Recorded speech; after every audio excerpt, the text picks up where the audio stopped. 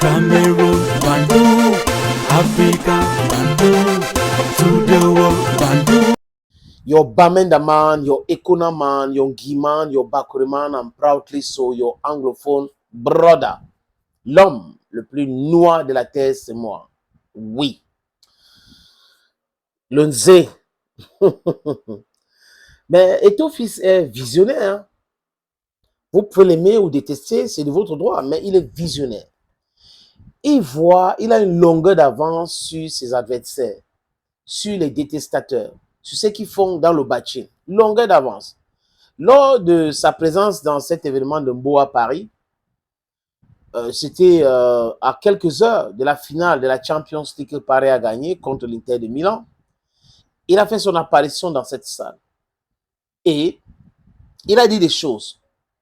Donc, quand vous l'écoutez, c'est là où vous comprenez qu'il a une longueur d'avance. Dans la réflexion, il est aussi très futé. Il sait ce qu'il est en train de faire. Il sait où il est en train de partir. He has a sense of direction. Il est clairvoyant. On peut contester ses choix politiques, c'est légitime. Comme moi, d'ailleurs, je ne suis pas d'accord. Mais, les amis, quand quelqu'un court plus que vous, vous devez reconnaître.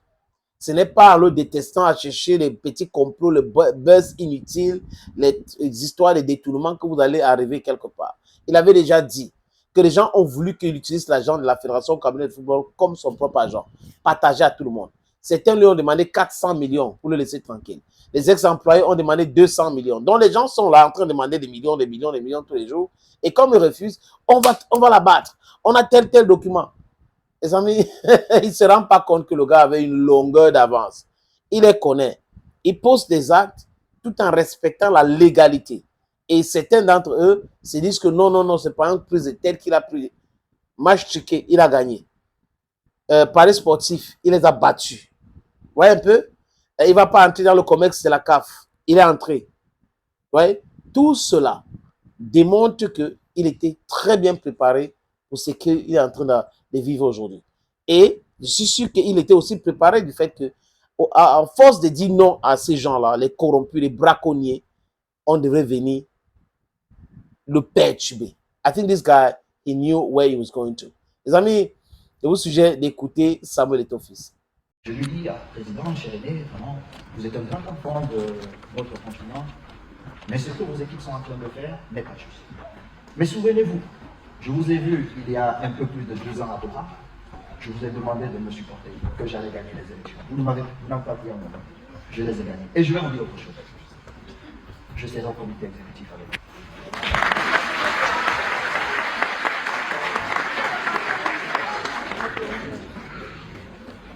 Et je suis arrivé au Caire où on ne m'attendait pas, on n'attendait que mes avocats. Je me suis défendu parce que c'était un tissu rempli de mensonges. Mais parti du Cameroun, incroyable, monté par des gens qui étaient proches, qui estiment que je dois gérer l'argent de l'Africa Foot comme si c'était ma poche. Si je ne les paye pas, ou si je ne les donne pas l'argent qui est parti à tous les footballeurs, je sais quand même les guerres que nous avons, les batailles que nous avons menées dans cette équipe nationale. Et comment comprendre qu'après avoir mené toutes ces batailles, j'arrive là où j'ai le pouvoir de prendre certaines décisions et je fais pire que ceux qui étaient là. Et j'ai passé beaucoup de temps à expliquer à ceux qui étaient à côté de moi que ce n'était pas possible, que je n'ai pas grandi dans cette façon de faire. Mes parents n'étaient pas très riches, mais ils avaient cette fierté de dire je ne prends pas la chose de l'autre. Et nous avons grandi comme ça. Je n'ai pas besoin, et Dieu merci, je ne connais pas le sentiment de jalousie. Parce que c'est un mauvais sentiment. Je ne connais pas. Je n'envie pas ce que l'autre a. Tout ce que je me donne comme défi, je vais chercher. Donc, j'arrive dans cette... à la Confédération africaine de football. Merci beaucoup, madame. C'est pas oublié de nous si la mouchoir, c'est parce qu'il faut chaud. On n'a même pas encore commencé à jouer. Non, laisse. C'est l'esprit. On n'a même pas encore commencé à prier. Et puis, je me suis défendu avec mes armes et finalement, je suis arrivé au comité exécutif de la CAF. Mais je garde mon indépendance, bien évidemment. On fait la politique du football, on doit accompagner le président Motsepe dans sa mission, mais je garde toute mon indépendance. Je ne vais pas admettre des choses qui ne sont pas bien pour notre continent, pour le football de notre continent. C'est ma façon d'être et c'est ma façon de faire. J'ai une seule vie et je souhaiterais que quand j'aurai 65 ans et que je me serai retiré de la vie active, que les gens se disent, il y a un petit garçon qui est parti de Bovada et de Nouvelle, qui n'a pas fléchi, qui ne s'est pas abaissé quand il a eu le chantage devant lui, parce que je fonce toujours, je ne m'arrête jamais. Beaucoup plus quand je pense que nous avons raison. C'est vrai, tu fonces, tu t'arrêtes jamais. Je t'ai jamais vu vraiment même une fois t'arrêter. Mais à quel moment aujourd'hui, dis-moi, est-ce qu'il y a eu des moments où tu as douté de ce qui pouvait se passer, de ce qui pouvait arriver, et peut-être même de toi? Ceux qui doutent, c'est ceux qui ne se préparent pas assez.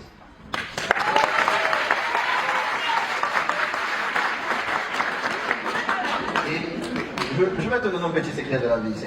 On voit, Très souvent,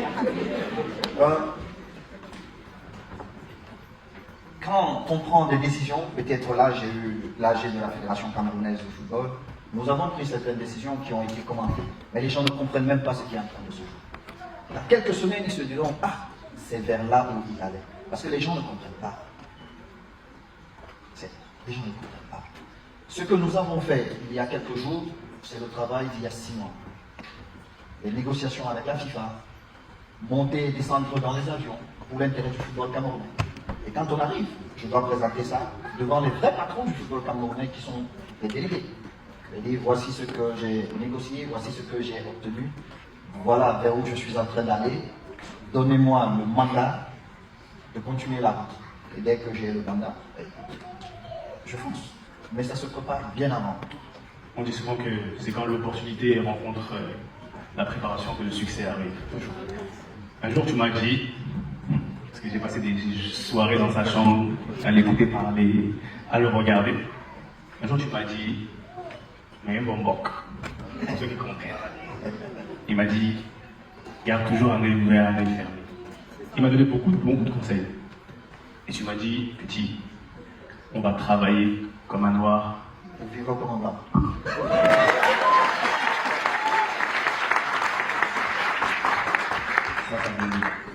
Écoute, Seb, j'ai beaucoup travaillé, plus jeune, comme footballeur, j'ai beaucoup travaillé. Aujourd'hui, je suis en train de travailler comme dirigeant. Et comme footballeur, j'ai rempli ma mission. Et j'ai eu la chance de la remplir, je reparle encore de mon épouse, de la remplir avec ma femme. Mais ce que vous n'avez pas remarqué, plusieurs footballeurs, quand ils arrêtent leur carrière, ils divorcent. On a vu, t'inquiète pas. Plusieurs. Nous sommes encore là. On est là. Même si on m'accuse de tout. Et pourquoi? C'est parce que j'ai toujours su et j'ai toujours été convaincu que tout ce que j'ai obtenu, c'était grâce à elle. Et mes enfants, bien évidemment, j'ai des filles qui sont grandes aujourd'hui. Et je dis toujours, tout ce que nous avons, la seule personne qui ne peut même pas, qui a droit, ici c'est elle. Vous n'avez rien. Donc, c'est ma carrière sportive comme footballeur est derrière moi. Et je souhaite qu'on retienne de moi comme dirigeant quelqu'un qui a changé une façon de faire. De toute façon, la fédération ne sera plus dirigée comme avant. Ça, c'est sûr.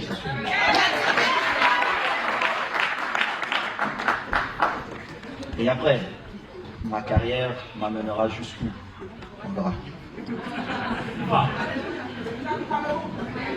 Après, on va passer, si on a l'autorisation, à quelques questions-réponses à un moment donné, parce que son temps est précieux. Maintenant, si tu dois t'adresser directement, comme tu l'as toujours fait, mais là de manière très précise, encore une fois, j'aime la précision. Parce que les gens, quand ils cherchent un peu partout, ils vont nulle part. Quand tu es précis dans ton objectif, tu as plus de chances de réussir. si tu devais, avec ton esprit, avec ta stature, ton aura, ta personne, t'adresser au peuple camerounais, quel serait le message? On n'est pas dans la politique, on est vraiment dans ce qu'on fait. Mon petit frère, là Oui. tu m'amènes dans la politique. Ah. Bon, attends, on verra. Comment tu... Dis-moi. Écoute, il ne me revient pas à moi de m'adresser au peuple camerounais, mais parce que nous sommes en famille et parce que nous sommes encore très jeunes, nous avons le devoir de construire notre pays. Ce n'est pas facile, je peux vous dire. Déjà comme joueur, et une fois de plus, je te prends comme témoin, j'ai bagarré pour améliorer les conditions des joueurs camerounais. Je suis arrivé à la tête de la Fédération camerounaise de football. Jour après jour, on a un nouveau défi. Mais, je me dis que cette jeunesse qui est ici aujourd'hui, celle qui est à Bruxelles, celle qui est à Londres, celle qui est à New York, Washington, etc., etc., vous avez le devoir de revenir chez nous et qu'ensemble, qu'on construise notre pays. Personne d'autre ne pourra le faire à notre place. Ne restez pas en Europe ou aux États-Unis et derrière vos claviers et faire des commentaires. Non. Le Cameroun nous appartient tous. Et je souhaiterais, et c'est pourquoi, plus jeune, j'avais pensé offrir pas mal d'opportunités à plusieurs jeunes, dans tous les domaines. Pourquoi? Parce que je voulais créer les dirigeants de demain. Des gens qui allaient arriver aux affaires avec une autre façon de faire les choses. J'ai réussi. J'ai réussi. Ils sont quelques qui sont leaders aujourd'hui dans plusieurs secteurs. Mais au-delà de cela, nous sommes nombreux ici dans cette salle. Et je pense vraiment que le temps que nous perdons derrière nos claviers, prenons ce temps pour construire notre beau Cameroun. Merci, président.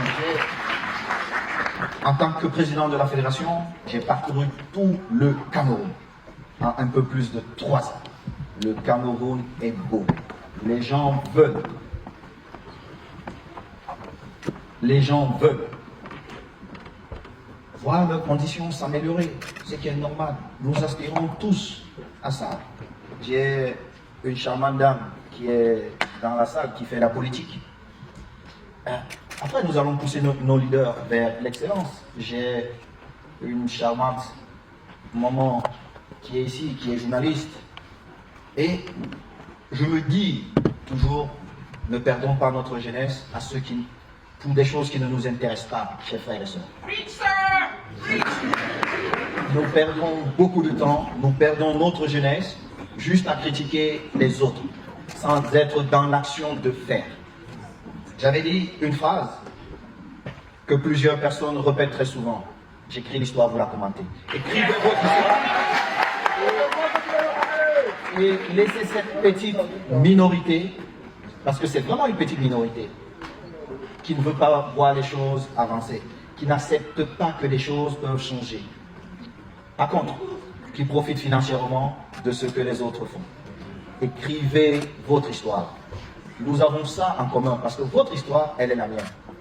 Mon histoire, elle est la vôtre. Pourquoi? Parce que nous avons un seul grand amour, qui est notre beau et cher pays, le Cameroun. Sango Basso. Bon, on va laisser place à je sais pas combien. Merci, 2 questions. Maxi, Alors, deux questions. just a suggestion. Right? On se connaît un peu. Ce n'est pas la philosophie. Please, you have a girlfriend. Be straight to the point. Ask your question. Non, de toute manière, Pas commentaire. toute question qui met qui que ce soit dans l'embarras, on passe. Just time to learn. There's a mic Il n'y a over pas here. de mauvaises questions, il n'y a que de mauvaises réponses. A question. Une question. Je vois la première main là-bas. Il y a des gens qui viennent micro là-bas. Hein? Ah, vas-y. Bonjour, Ah, vas-y. pour Brut et Rolling Stone Afrique. Alors ma question à Monsieur Samuel Eto'o, déjà c'est un honneur de vous recevoir et de vous avoir aujourd'hui. Dernièrement vous avez dit que vous souhaitiez plus toucher les indemnités de la FECA Foot. Alors quelle signification il y a derrière ce geste? Parce que c'est un geste fort. Est-ce que vous pouvez nous répondre?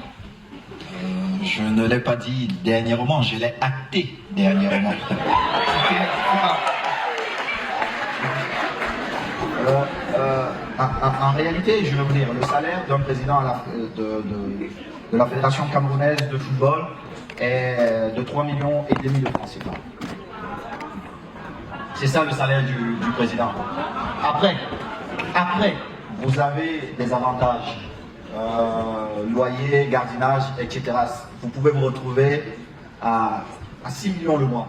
Mais c'est mon petit frère, tu vois le bâtiment où on est là. Je peux même pas mettre mon beau costume, mais le type dans les jambes. Je pense vraiment que ça serait même indécent de prendre ce salaire-là.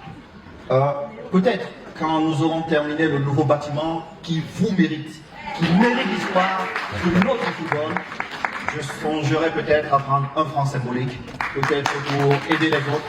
Question de dire, j'ai aussi travaillé et je prends peut-être, je sais pas, 1000 francs pour mettre quelque part. Mais il est impossible, inconcevable pour moi de toucher à ce salaire. Mais je l'avais déjà dit, peut-être, vous ne l'avez pas suivi.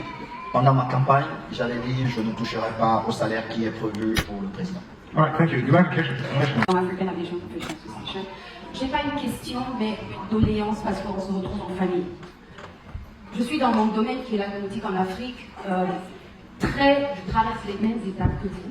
Mais je voudrais partager qu'en tant que Camerounais, on a un potentiel en chacun de nous et qu'on a tellement d'énergie, de diversité, que le Cameroun n'a pas besoin qu'on parle de nous, mais qu'à l'exemple de Samuel qui est là, de ce qu'il fait et de ce que chacun parmi nous, et surtout la diaspora qui pense qu'au Cameroun, ils n'ont pas de porte. Je ne suis pas de la diaspora, mais je vous parle aujourd'hui. Je suis née, j'ai étudié, je travaille au Cameroun et on fait des grandes choses.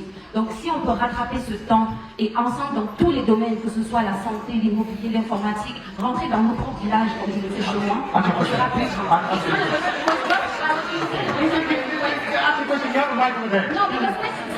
Justement, vivant en France, et on rencontre aussi certaines difficultés, comme vous l'avez rencontré quand vous étiez sur le stade, qui est parfois du racisme. Vous avez défendu pas seulement le Cameroun, mais aussi l'Afrique. Comment est-ce que nous, qui n'avons pas une aura comme vous, pour manifester ou bagarrer, mener ce genre de combat, quels conseils vous donnez lorsqu'on se sent vraiment frustré? Parce que j'ai reçu beaucoup de frustration, que ce soit sociale ou dans mon entreprise. Exact. Même certains Africains estiment que je suis de l'autre côté, mais c'est qui est faux. Ce que je vais vous dire, ne perdez pas votre temps à discuter avec celui qui ne comprend pas. Parce que quand vous discutez avec quelqu'un qui est raciste, quelqu'un qui vous insulte, juste parce que vous avez une couleur de peau différente, même si c'est un Français, peut-être à Paris, demandez s'il est sorti de Paris. Généralement, ces gens, ils ne sont jamais sortis de Paris. Et ce sont des suiveurs. Donc, ne perdez pas votre temps, ne vous mettez pas à son niveau. Vous avez votre histoire à écrire, et je suis convaincu que quand vous allez écrire votre histoire, il sera assis au premier rang pour vous écouter. J'ai une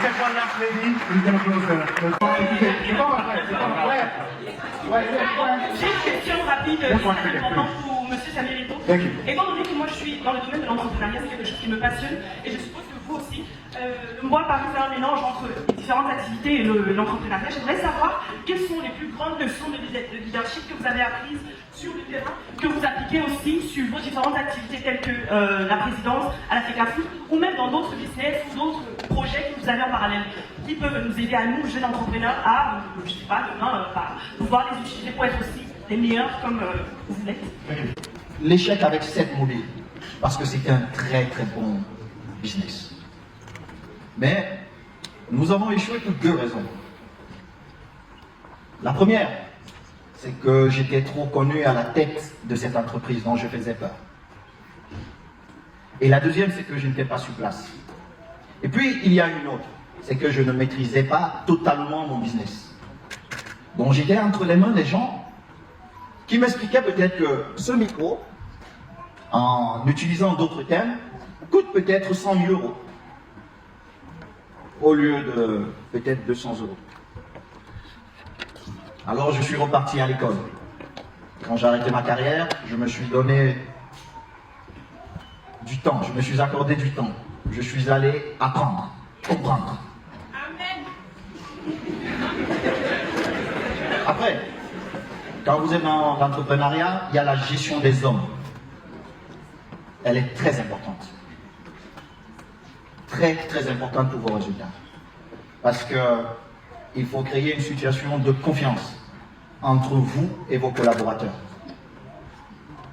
Dans notre contexte, chez nous, les gens très souvent, quand ils arrivent dans certaines entreprises, plusieurs arrivent parce qu'un oncle vous appelle, un ministre vous appelle pour quelqu'un, un DG vous appelle, un ami vous appelle. Donc, ces personnes ne sont plus là par leurs compétences.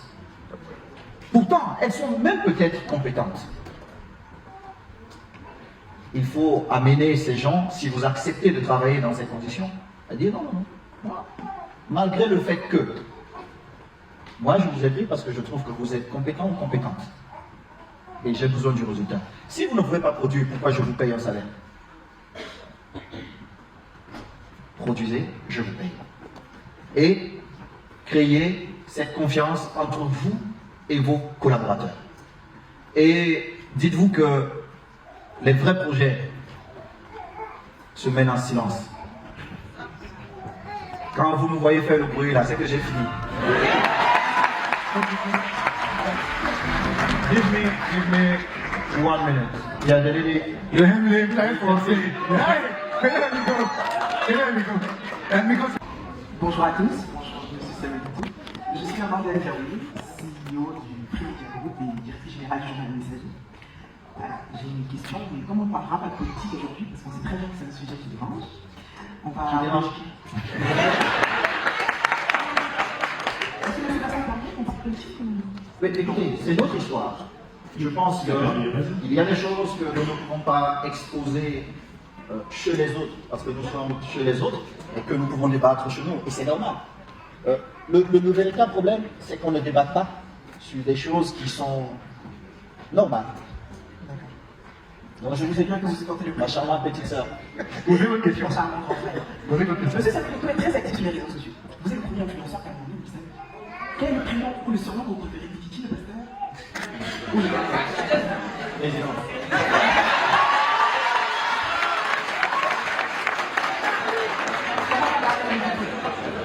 Comment on va parler du tout?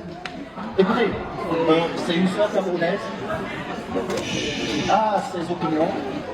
Normalement, nous ne devons pas accorder autant de temps pour ces faits divers, mais nos vies sont comme ça. Thank you so much. C'est bon. C'est bon. S'il vous plaît. Il va, bien sûr, il ne peut pas repartir. Donc, moi, Tchadou, ouais, non. Le mec, il est constant, il sait de quoi il parle et il dit des choses simplement, calmement et il avance comme ça. Ils vont se fâcher, hein. Ils vont encore se fâcher. Les gars vont dire, mais pourquoi il est comme ça? Pourquoi? Oui, il a une longueur d'avance. Et c'est comme ça qu'il faut avancer, les amis. C'est comme ça qu'il faut avancer avec les prévaricateurs. Et il les voit. Donc, en disant tout ce qu'il est en train de dire, et nous aussi, de notre côté, quand on amplifie cela, ça perturbe cette entreprise de déstabilisation de Samuel Eto'o Fils. Thank you, friends, for just watching. Thank you again. And bye for now. Cameroon, Bandung, Africa, Bandung, to the world, Bandung.